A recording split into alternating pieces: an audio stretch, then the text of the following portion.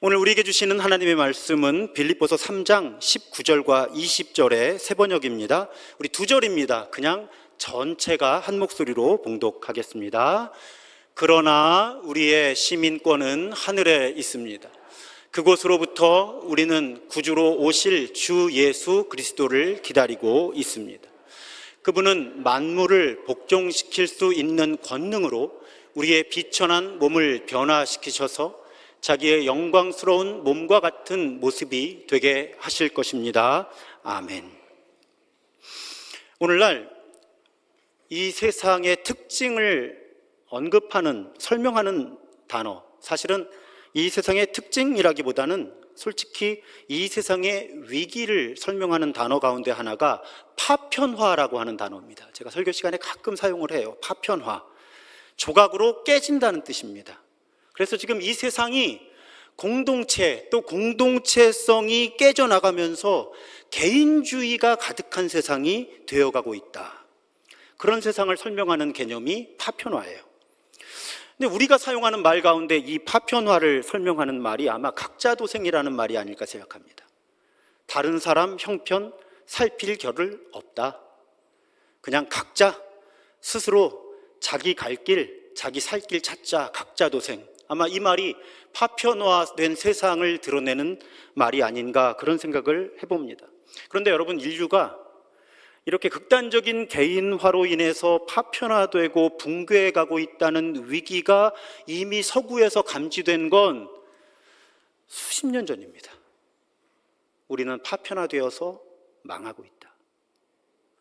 그리고 이러한 위기를 극복하는 방법은 공동체의 회복에 있다. 그렇게 믿는 공동체주의라고 하는 주장이 제기가 돼요.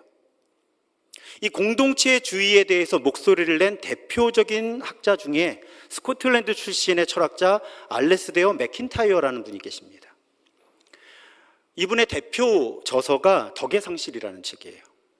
근데 이분이 이 책에서, 자, 서구 사람, 유럽 사람이잖아요. 근데 유럽의 개인주의가 도덕적인 위기를 자초했다. 이걸 지적해내는 거죠. 1981년에 나온 책입니다.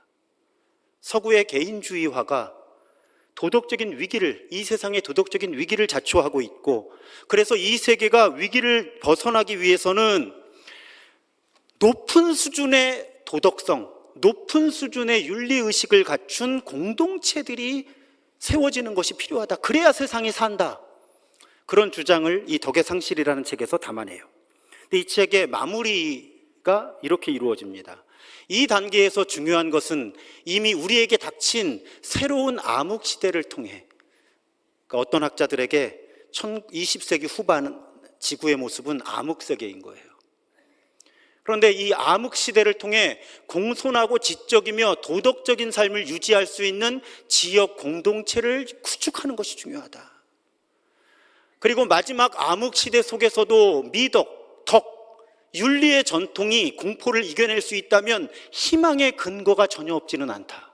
그러니까 인류가 파편화되면서 지금 암흑 시대를 맞이하는데 높은 수준의 도덕적인 삶을 유지할 수 있는, 지적이며 도덕적인 삶을 유지할 수 있는 지역의 공동체들을 세워나갈 수 있다면 희망을 놓지 않을 수 있다.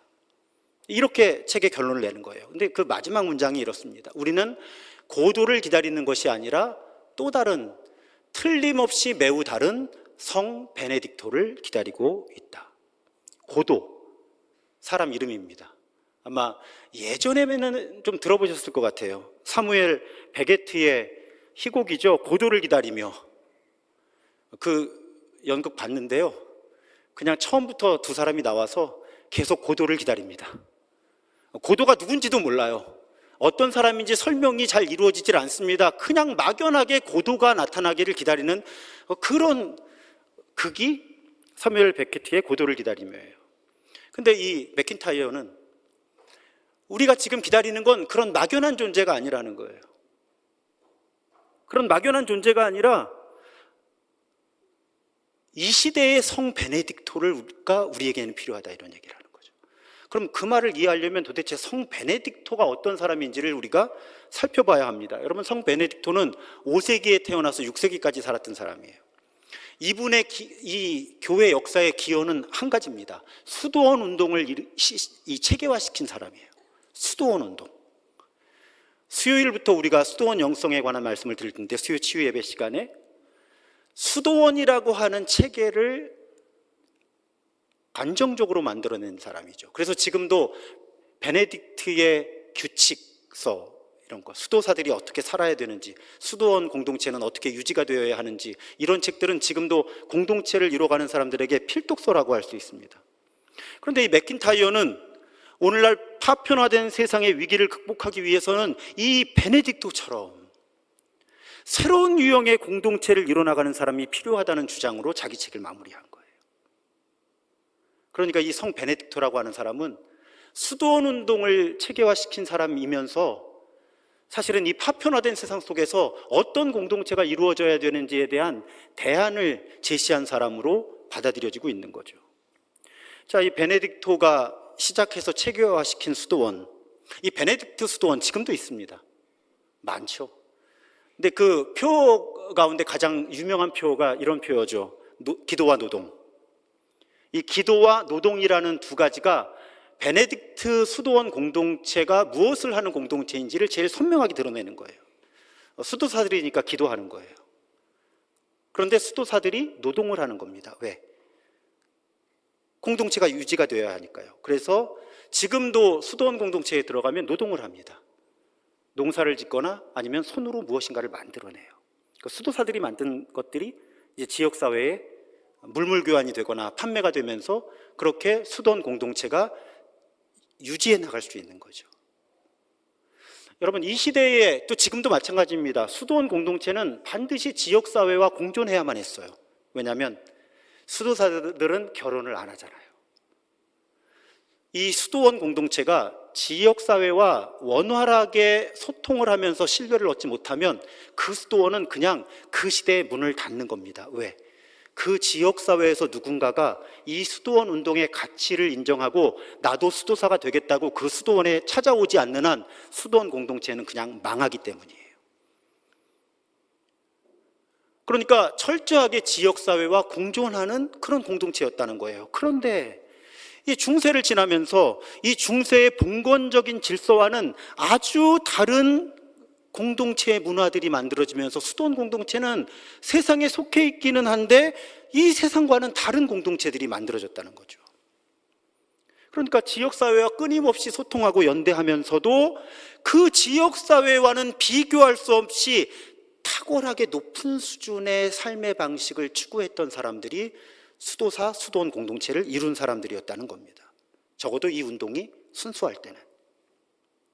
그러니까 맥킨타이어가 뭐라고 주장한 거예요? 이런 설명을 다 연결을 하면 오늘날 이 인류가 파편화되어서 암흑의 시대에 이제 망해가는 시점에 접어들었는데, 자, 이 시대에 어떤 공동체들이 세워져서 지역 속에서 지역과 끊임없이 소통하고 함께 살아가는, 연대하는 그런 공동체들이면서도 지역 사회와는 다른 높은 수준의 윤리의식,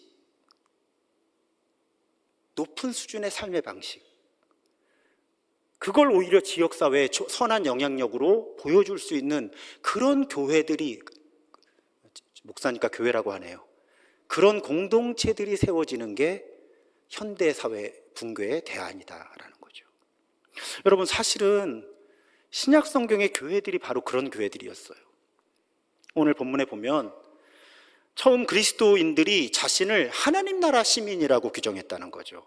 근데 여러분, 이 고백이 쉬운 고백이 아닙니다. 왜? 이 사람들 로마 시민이거나 어떤 나라의 시민권을 가진 사람들이에요. 그런데 자기 자신을 하나님 나라의 시민이라고 규정하는 거예요. 그러니까 교회는 어떤 곳이었겠습니까? 로마 시민의 삶과 하나님 나라 시민의 삶을 끊임없이 고민하면서 조화시켜 나가야 되는 곳이 교회였다는 거예요. 그런 사람들이 그리스도인들이었다는 것입니다. 그런데 이 사람들이 교회 밖에 있는 사람들보다 높은 수준의 윤리의식으로 세상에 선한 영향력을 끼쳤다는 거예요. 자, 단순하게 어떤 구도로 볼 수 있을까요? 교회 밖의 세상은 끊임없이 높아지려고 하고 다른 사람들을 지배하고 통제하려고 하고 많이 움켜쥐려고 하는데, 교회를 이룬 처음 그리스도인들은 계속 낮아져서 섬기려 하고 나누는 문화를 실천해 갔다는 거죠.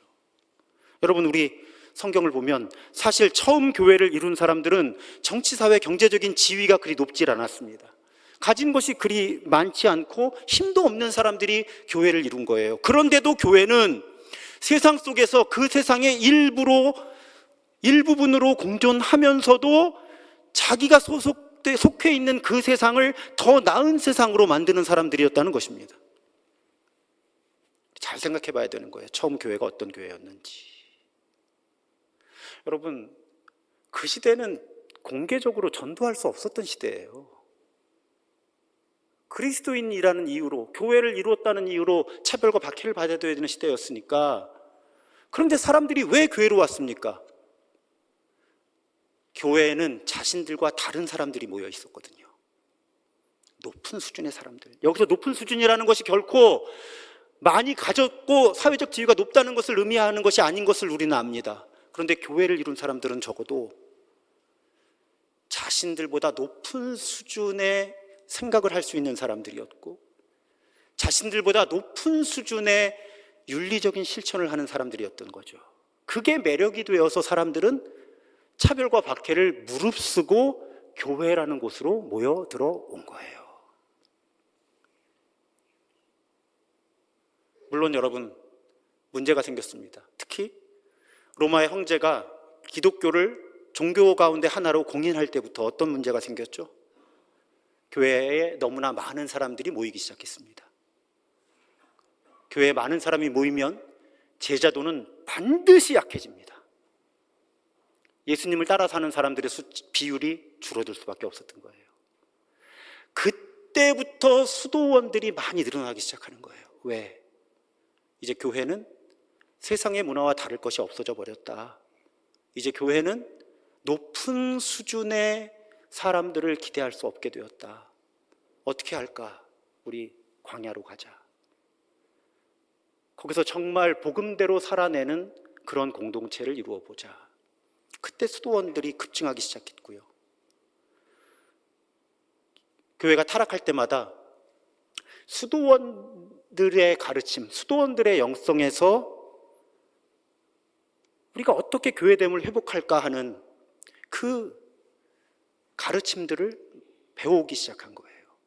두 가지 오해를 하지 마셨으면 좋겠습니다. 첫 번째 오해는 수도원들은 그럼 타락하지 않았다, 완벽한 공동체였다라는 의미가 절대 아닙니다.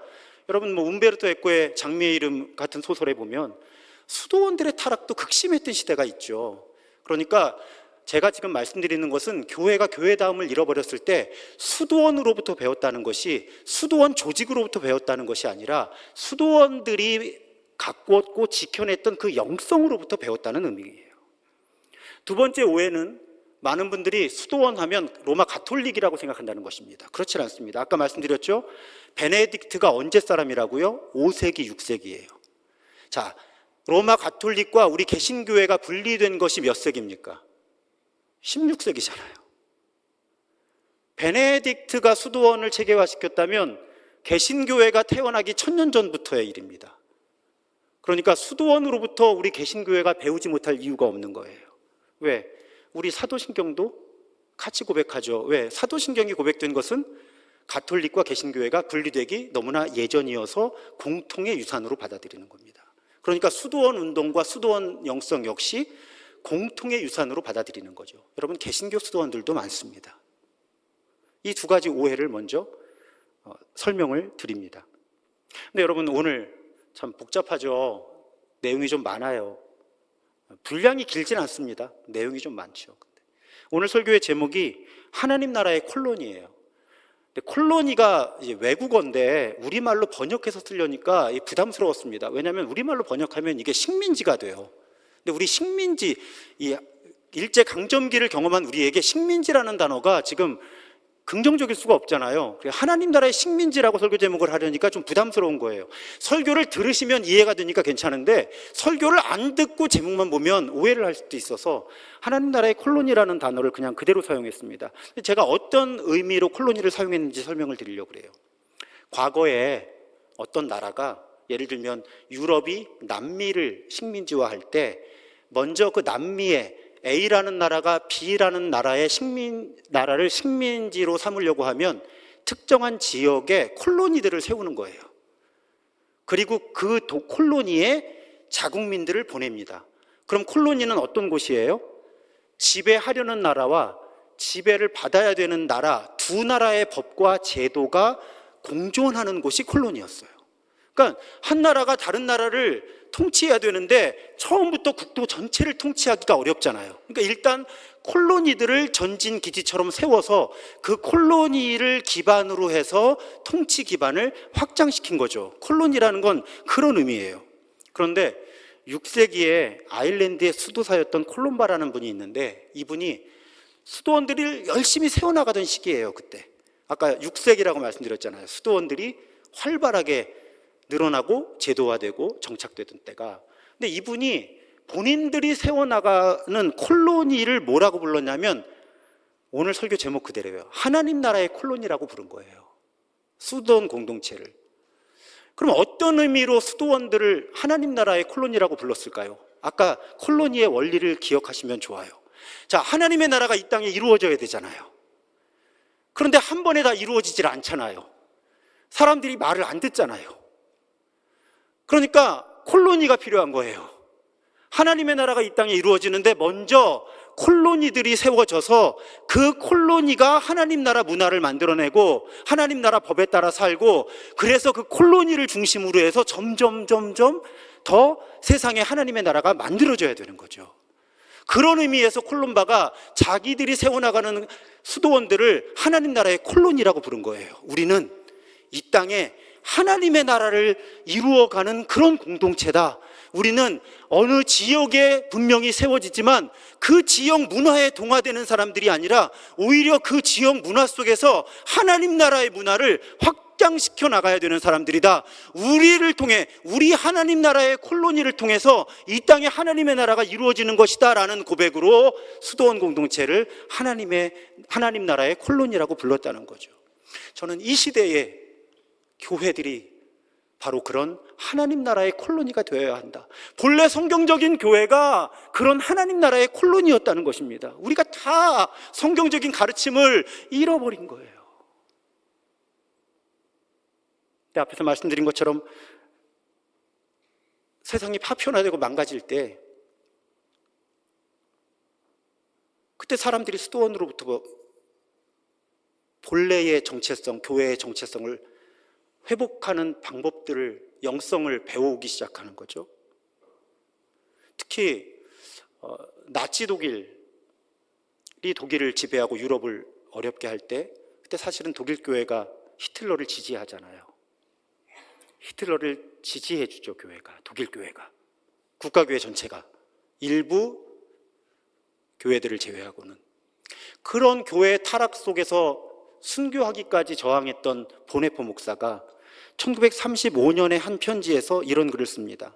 교회의 회복은 그리스도의 제자로서 산상수훈의 가르침에 따라 살아가는 타협 없는 새로운 유형의 수도원주의에서 나올 것입니다. 그러니까 보네포 목사가 독일 교회와 유럽 교회의 몰락 속에서, 타락 속에서 이런 발견을 이런 고백을 하게 된 거죠.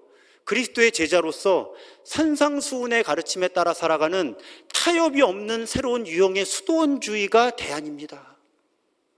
저는 이 일을 하기 위해 사람들을 모아야 한다고 생각합니다. 저는 보네포가 망가진 교회의 현실 속에서 교회 회복의 길을 수도원 공동체에서 찾았던 이 가르침, 여러분, 이런 공동체가 철저하게 복음의 근거에서 그 시대를 읽어내고 그 시대의 대안을 제시하는 그런 공동체죠. 이런 공동체들은 무엇을 하느냐 이전에 우리가 어떤 사람들인가, 우리 존재 자체에 더 관심을 기울입니다. 근데 여러분, 보네포의 세상뿐 아니라 지금 2024년에 대한민국에 어떤 교회가 필요할까요? 그런 교회가 필요하다는 거예요. 그런 교회가.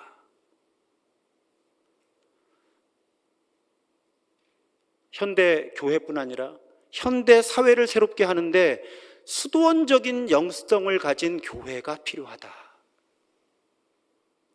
제가 이걸 소논문을 쓴 게 2006년입니다. 20년 전이에요. 그때 이미 현대 교회뿐 아니라 사회를 새롭게 하는데 수도원 영성이 필요하다는 주장들이 쌓여서 신수도원주의라고 하는 가르침이 정리가 되기 시작합니다. 예전의 수도원으로 돌아가자는 게 절대 아니에요. 지금 수도원들을 그대로 배우자는 게 아닙니다. 신이잖아요. 이 시대에 적합한 새로운 수도원 운동이 필요하다. 근데 이 용어를 처음 사용한 것으로 알려진 조나단 윌슨이라는 분이 신수도원주의의 특징을 이렇게 정리합니다. 신수도원주의가 뭐냐? 자, 우리 삶 전체를 그리스도의 주권 아래 두는 사람들의 모임으로서, 그러니까 신수도원주의에 속한 공동체는 우리 삶 전체가 그리스도의 주권 아래 있다. 삶 전체가 그리스도의 주권 아래 있으니까 어떻게 되는 거예요?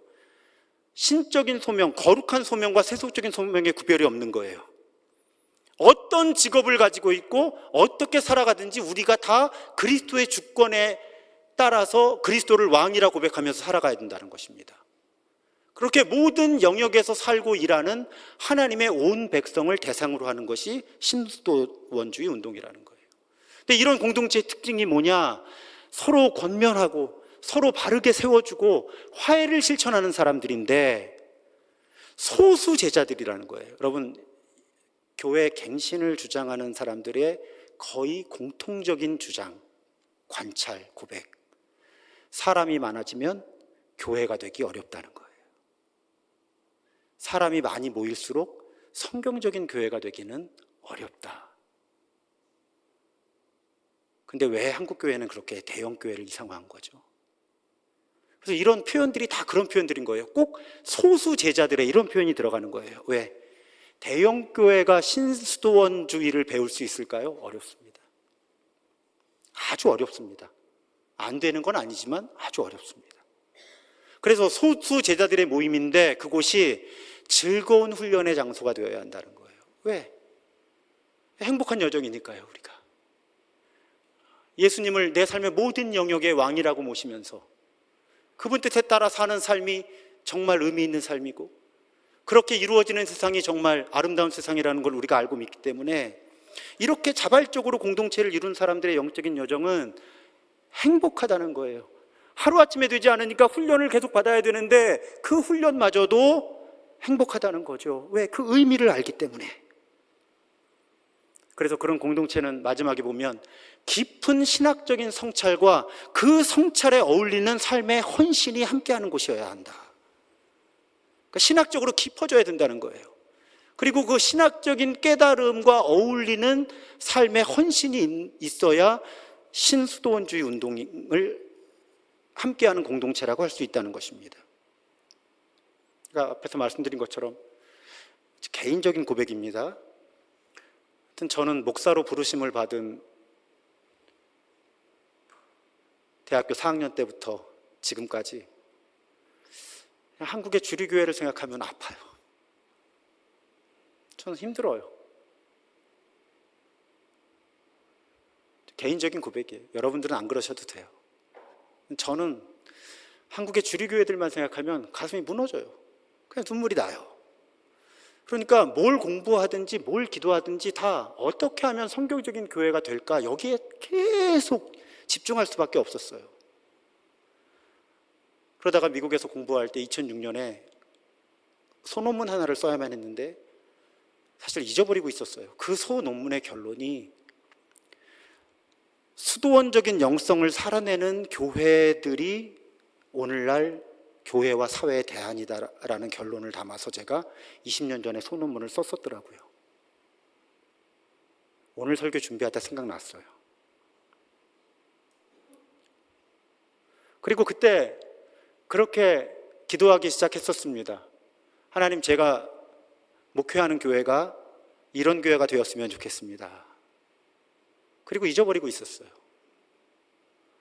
근데 오늘 우리 교회 생일에 설교를 준비하면서 하나님께 감사했습니다. 왜냐하면 그래도 우리 교회가 그 방향으로 가고 있다라고 저는 그렇게 고백할 수 있기 때문이죠. 여러분, 우리 교회의 정체성, 오늘은 한 표현만 그냥 기억하시면 돼요. 우리는 하나님 나라의 콜론이다. 하나님이 이 지역에 하나님 나라를 이루시려고 먼저 콜로니로 우리 신도중앙교회를 세우신 거다. 우리가 하나님 나라 법에 따라 살고 하나님 나라 문화를 만들어 나가면 우리를 중심으로 해서 주변으로 그 문화가 확산되면서 하나님의 나라가 이루어질 거다. 모여서도 그렇지만 여러분 한 분 한 분이 삶의 자리로 갔을 때 여러분들이 그 자리에서 1인 콜론인 거죠. 한 사람의 콜로니로 살아가면 여러분 한 분 한 분을 통해 여러분 삶의 주변에 하나님의 나라가 만들어지고 넓어지는 거죠. 우리 교회는 바로 그 일을 위해 존재하는 교회라는 말씀이에요. 그래서 다시 한번 조나선 윌슨이 정리한 신수도원주의 특징을 보실까요? 자, 우리 교회 목표는 하나님의 나라가 이루어지는 거예요, 이 땅에. 그게 우리 교회가 존재하는 이유예요. 하나님 나라 콜론이니까. 그런데 우리는 우리 삶 전체를 그리스도의 주권 아래 두는 사람들의 모임이에요. 그리스도의 주권, 예수님 왕이라는 거예요. 그래서 우리 교회 소그룹 제자훈련의 이름이 무엇입니까? 왕이신 예수 따르기 프로젝트인 거예요. 하나님의 나라가 이루어지려면 우리 모두가 예수님을 왕으로 따라야 하니까. 그리고 우리는 신적 소명과 세속적 소명을 구별하지 않는 사람들이에요. 일상에서 예수 따라 사는 사람들이잖아요, 우리는. 교회에서만 예수 따라 사는 사람들이 아니란 말이에요. 모든 직업이 성직이라고 고백하는 사람들이에요, 우리는. 또 교회만 생각하는 사람들이 아니라 어떻게 하면 조금이나마 더 마을, 지역사회와 함께 할 수 있을까를 고민해야 되는 거예요. 그렇게 모든 영역에서 살고 일하는 하나님의 온 백성을 우리는 대상으로 하고 있죠. 또 상호 권면과 바르게 함과 화해를 실천하는, 우리 바로 지난주 설교에서도 우리는 어카운티빌리티, 서로 영적으로 책임을 지고 서로의 영적 성장과 구원에 대해서 책임을 지고 서로 영적으로 연대해야 되고 서로 짓고 자신의 영적인 상태를 서로 고백하면서 그렇게 함께 구원의 길을 걷는 공동체가 되어야 한다고 지난 주일에도 말씀을 전했잖아요. 바로 그 얘기예요. 그리고 우리 교회가 분명히 성장해야 되는 현실인 건 맞는데 제가 늘 갈등하잖아요. 교회 더 커지면 안 되는데, 더 커지면 안 되는데. 그리고 우리 교회는 모든 일들을 자발적이고 즐거운 일이 되게 하려고 애를 쓰죠. 가급적이면 제가 직접 부탁을 아무것도 안 드리잖아요. 그냥 여러분들이 생각하시다가 기도하시다가 내가 할 수 있는 일이 있으면 훈련도 그래야 되고 사역도 그래야 되고요. 그리고 우리 교회 마지막, 죄송해요, 너무 어려운 거 자주 말씀드려서. 근데 깊은 신학적 성찰이 있어야 되거든요, 교회가 새로워지려면. 그리고 그 깊은 신학적 성찰에 어울리는 삶의 실천이 있어야 되는 거잖아요. 바른 신학과 바른 실천. 그래서 저는 우리 교인들한테 늘 고맙다니까요. 매일 아침마다 그 부담되는 매일 기도의 설교를 듣고 따라 살려고 애쓰시는 분들의 존재가 저에게는 삶의 힘입니다. 삶의 힘이에요. 그렇게 생각을 해보니까 아까 앞에서 말씀드렸지만 내가 이 수도원의 영성에 따라서 교회들이 새롭게 되는 것이 한국교회와 한국사회의 대안이라고 20년 전에 고백하고 잊어버렸었는데, 내가 잊어버리고 나서도 하나님께서는 내가 잊어버리고 있던 상태에서도 나와 우리 교회를 이 방향으로 지난 5년 동안 이끌어 오셨구나. 그렇게 고백하면서 오늘 설교 준비하는 시간이 저에게 감사와 감격의 시간이었습니다. 사랑하는 여러분, 우리 교회가 뭐라고요? 하나님 나라의 콜로니. 기왕이면 좀 크게. 우리 교회가 뭐라고요? 분명히 하나님께서 53년 전에 이 서울특별시와 경기도의 접경지대에 맞닿는 지역에 이 하나님 나라의 콜로니를 세우신 뜻이 있고요. 그 뜻은 우리가 알든 모르든 지금까지 이루어져 왔습니다. 그리고 앞으로 우리가 더 신실하게 해나갈 수 있다면 하나님께서는 우리 신도중앙교회를 하나님 나라 콜로니로 사용하셔서 더 많은 일들을 이루실 수 있을 거예요. 우리 모두 함께 그 신실한 부르심 위에 서기를 주님의 이름으로 부탁드리고 축복합니다.